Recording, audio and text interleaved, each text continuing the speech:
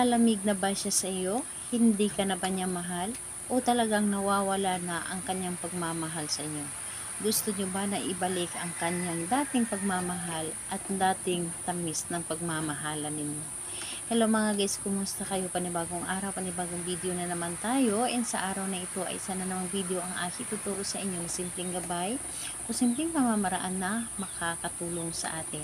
At bago ang lahat, gusto ko lang mag-disclaimer sa mga taong hindi naniniwala at hindi gusto ang mga kagaya ito video.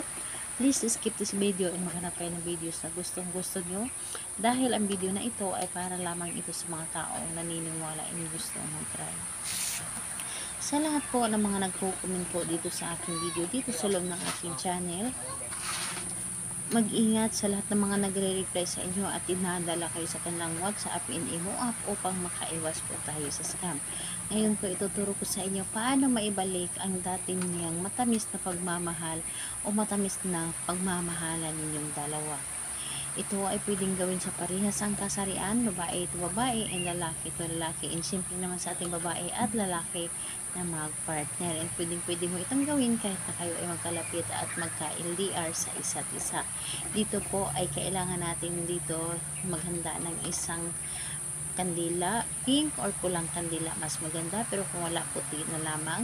Pero mas maganda po ay pink at pula po ang dapat nating ihanda dito. Kailangan dito ng larawan ng inyong target and syempre panindig. So ito lamang ang dapat nating ihanda upang magawa natin ang ritual na ito. And ayun po, kapag ready na ang aking mga naisabi na dapat nating ihanda, kailangan mo lang din dito i-claim sa inyong sarili na gustong gusto mo itong gawin at kailangan na i-claim mo na ito ay para sa inyo at buo po ang inyong loob, tiwala at paniniwala sa paggawa. And kailangan din po na hindi ka magdududa dito. And kapag handa ka na, pwede mo na itong umpisahan. So ang gagawin mo lamang dito, napakadali lamang. So sindihan mo lamang ang kandila. Sindihan mo lamang ang kandila and ayun po, kapag nasindihan na ang kandila, ilagay mo lamang dito sa iyong harapan sa may mesa at itong larawan na ito, kausapin mo lamang. Kausapin mo lamang ang larawan na ito. Dapat po ay yung buong pagmamahal na pagkausap mo sa larawan. And kapag nakausap mo na ang larawan na ito, sambitin mo po ng 7 beses ang kanyang pangalan at apelyido at sabay po pa-cross ng kanyang larawan dito sa may kandila. Halimbawa, ganito po, pangalan niya, apelyido, at sabihin mo dito na ibalik ang dati mong matamis na pagmamahal sa akin. Tapos pangalan, apelyido, ibalik mo ang dating pagmamahal sa akin. Pangalan, apelyido, ibalik mo ang dating pagmamahal sa akin. 7 beses mo itong paulit-ulit na ipakross dito sa may kandila. Dapat po ay mapainitan mo ang larawan niya.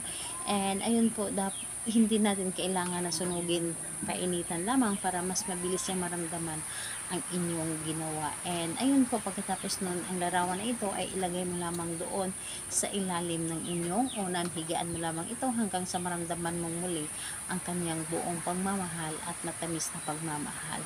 So huwag mo lamang ito laging isipin, hayaan mo lamang hanggang sa tumalab ito. And yung talab po kasi ay nakadepende po kung gaano po kalaki ang inyong tiwala sa inyong paggawa.